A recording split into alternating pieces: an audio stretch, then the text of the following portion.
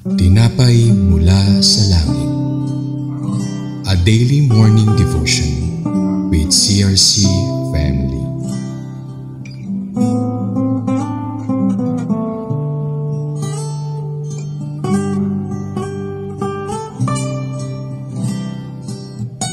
Mapagpalang umaga po sa bawat isa. Ako po si Sister Raika Pristine Sosito mula sa CRC Calamba Daughter Church at narito po tayo sa programang Tinapay mula sa langit, ang pang-araw-araw nating debosyon sa salita ng Diyos. Ngunit bago po tayo magpatuloy, samahan niyo po muna ako sa isang maiksing panalangin. Ama naming Diyos, magpala at dakila, salamat po sa umagang ito na binigay niyo po sa amin. Salamat po sa muli mong pagising sa amin. Ikaw po nawa ang maging patnubay at lakas namin sa maghapong ito. Bigyan niyo po kami ng knowledge and wisdom upang maunawaan namin ang mensaheng nais mong iparating sa amin at itago niyo po ako sa iyong likuran upang ikaw po ang kanilang maparangalan. Ito po ang aming samot dalangin sa matamis na pangalan ng iyong anak na si Jesus. Amen. Ngayon naman po ay basahin po natin ang Deuteronomy 28 verse 9 to 14 na may pamagat na Covenant Blessings Through Obedience. Verse 9, if you follow the Lord your God and obey His commands, He will do what He promised. The Lord will make you His own special people. Verse 10, then all the people in that land will see that you are called to be the Lord's people, and they will be afraid of you. Verse 11, and the Lord will give you many good things. He will give you many children. He will give your cows many calves. He will give you a good harvest in the land that the Lord promised your ancestors to give you. Verse 12, the Lord will open His storehouse where He keeps His rich blessings. He will send rain at the right time for your land. He will bless everything you do. You will have money to lend to many nations, and you will not need to borrow anything from them. Verse 13, the Lord will make you be like the head, not the tail. You will be on top, not on the bottom. This will happen if you listen to the commands of the Lord your God that I tell you today.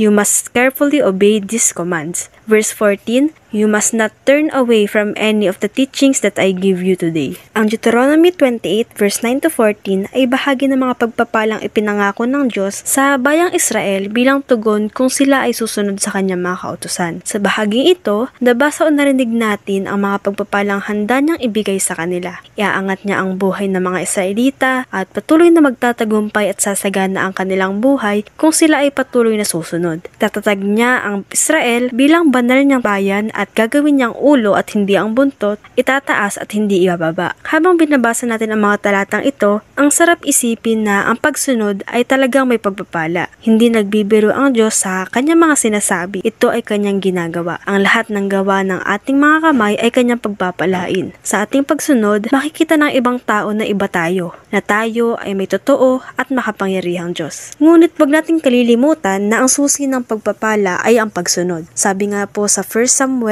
15 verse 22, obedience is better than sacrifice. Hindi sapat na alam lang natin ang salita ng Diyos o minsan marami tayong memorized na verses sa Bible. Ang tunay na pagpapala ay dumarating kung ang ating mga binabasa ay nagkakaroon ng application sa ating mga buhay. Kaya tayo'y magpakasipag sa pagsunod sa kalooban ng Diyos. Maglingkod tayo ng tapat, palalimin ang ating pananampalataya at mamuhay tayo ng may takot sa Kanya. Ang patuloy na pagsunod sa kalooban ng Diyos ay magbubunga ng buhay na may direksyon, kagalakan at layunin. Kaya magtiwala tayo sa Kanya sa lahat ng larangan ng ating buhay. Huwag natin siyang limitahan dahil kaya niyang pagpalain ang ating trabaho, pamilya, pag-aaral at maging ang ating mga kalusugan. Kaya iwasan natin ang anumang bagay na makakapagpalayo sa atin sa ating Diyos. Sabi nga po sa Matthew 6:33, but seek first the kingdom of God and His righteousness, and all these things will be given to you as well. Iyan po ang sikreto upang tayo ay pagpalain ng Diyos. Sumunod tayo sa Kanya at mararanasan natin ang kabutihang higit